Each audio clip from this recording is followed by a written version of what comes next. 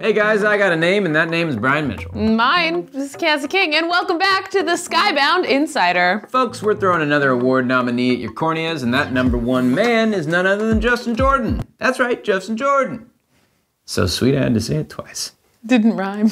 Sure didn't. Jordan was Harvey nominated for Best New Talent in 2012, and then Eisner nominated in 2014 for In the Dark, a successfully kickstarted horror anthology.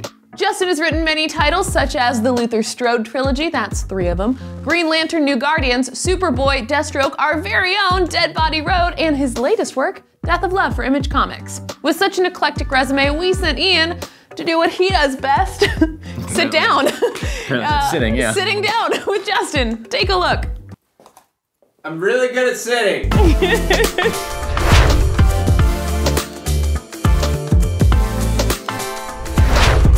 Hey, what's going on, everyone? Welcome back to the Skybound Insider. Today, we're sitting with Justin Jordan. We're going to talk writing, comics, you as a person, all that fun stuff. That last one will go poorly. You don't want to talk about that? No, we'll just talk about my cat. That's the real star. We're here to talk about Justin's cat. Tell us about your cat. My cat is adorable, and she is named Tom Waits because when I found her, she was very gnarled looking. She was a 6-week-old kitten, and she looked very Tom Waitsy. And then I was looking at her. Can you describe Tom Waitsy? Yeah, so she had, I'll give you a rundown of what was wrong with her. She had upper and lower respiratory tract infections. She had one eye infected, so it was gum shut, so she was doing this. Okay, she had knots and burrs in her hair, so it was like this. And you could just imagine her smoking a cigarette in the streets of Chicago, playing the piano, and singing about Singapore. You know, she had that look about her. That's fair. Yeah, that's fair. But I got her fixed up. Well, it turned out I was looking at her, not her female parts. I was just looking at her. I'm like, I think this is probably a girl, but I'm going to take this Tom Waits thing and roll with it. So she is now more internet famous than I am, I think. Really? Yeah. Okay. Yeah, she's adorable.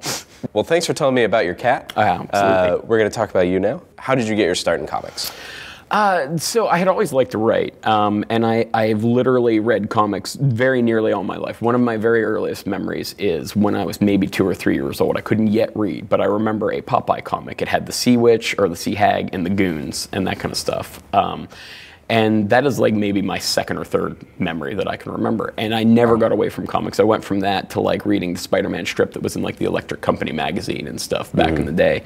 And I always stuck with it. And I can't draw.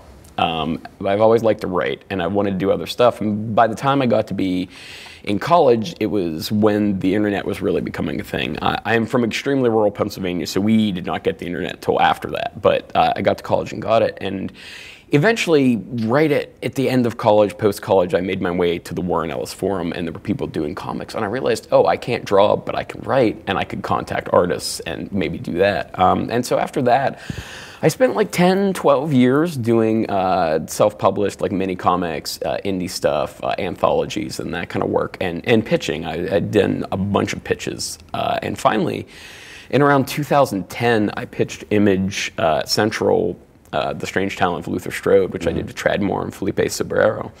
And they immediately said yes. And it ended up being one of those 10 years to an overnight success kind of thing, because within a year of that, I had a full-time career as a comic book writer and have been doing that ever since. That's amazing. It was really rad, yeah. It was funny, my mom brings up one time when the thing had gotten accepted, she asked me about it because she didn't understand how the comic industry worked, and I gave her kind of this best case scenario as I viewed it then, and it's actually been way better than my best case scenario, so I was like, yeah, things have gone well.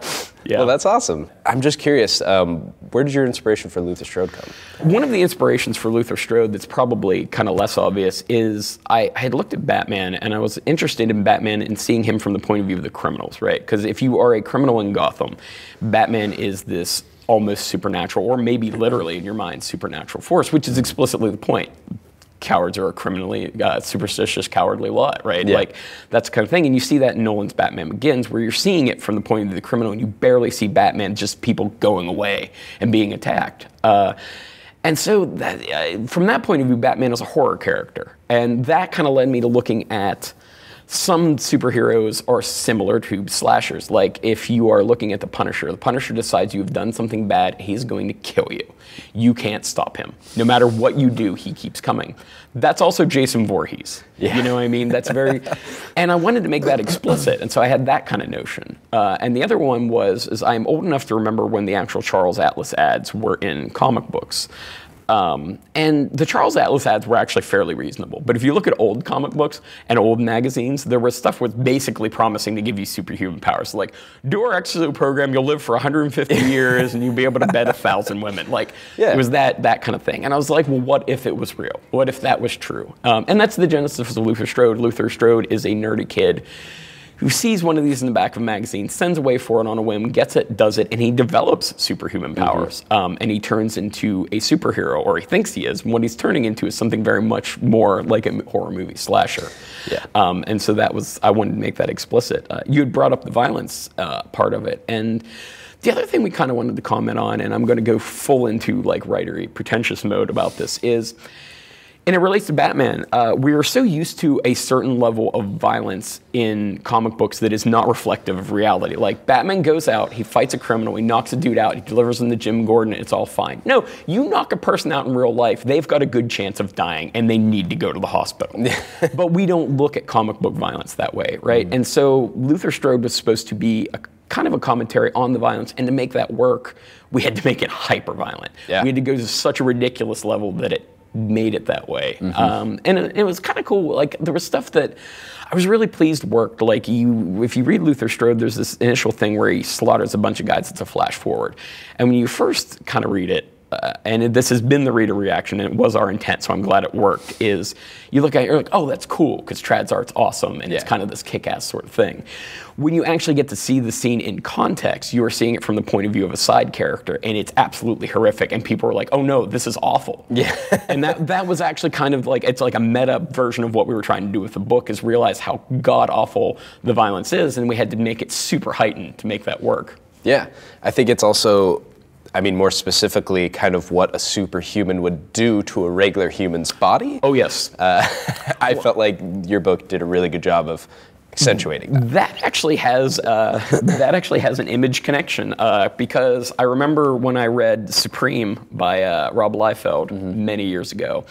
And in the first, I think it's the first issue of Supreme, who is a Superman character, you know, he's a Superman analog. He comes down and he's intervening in a hostage situation at an airport.